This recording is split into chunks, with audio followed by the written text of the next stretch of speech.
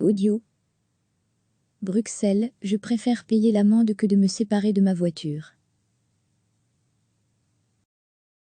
Depuis janvier, 40 000 nouveaux véhicules sont, en théorie, bannis des routes bruxelloises. Des diesels ou essence anciens, qui ne respectent plus les critères de l'ALE, la zone de basse émission de la région. Pourtant, malgré les amendes qui s'annoncent, certains veulent résister. C'est le cas d'Olivier, un Bruxellois qui préfère payer des amendes salées plutôt que renoncer à son brick.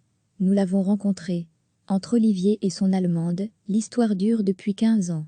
Effectivement, je trouve que ce serait stupide de devoir se séparer, lance le conducteur. Malgré son âge et le fait qu'elle soit désormais interdite de rouler à Bruxelles, il ne trouve encore à sa compagne de route que des qualités. C'est une voiture dont la valeur neuve était de 55 000 € en 2004.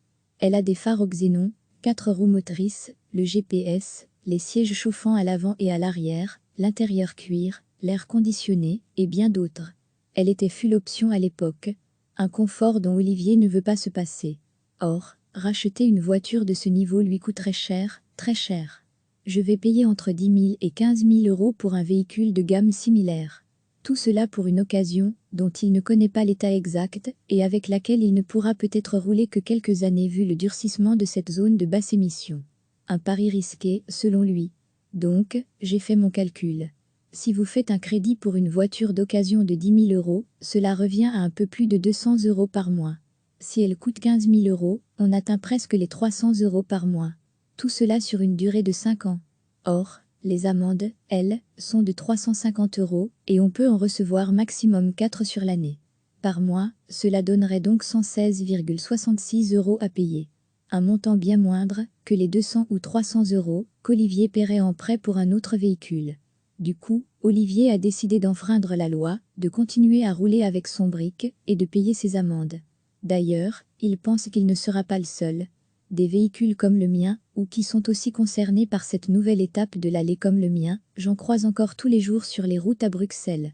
Donc, ou ces gens vont devoir bientôt changer de véhicule, ou ils feront le même calcul que moi, ou ils trouveront un moyen de tricher autrement. On verra. Du côté de l'administration Bruxelles Environnement, qui a mis en place cette zone de basse émission et en assure le suivi, on explique qu'une analyse des effets de cette loi est faite chaque année.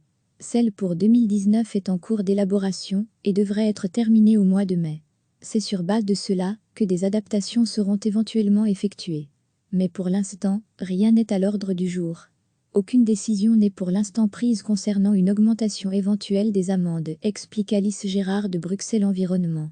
Il faudra attendre les résultats de cette analyse 2019 pour prendre les meilleures décisions afin d'arriver à retirer les voitures les plus polluantes des routes bruxelloises.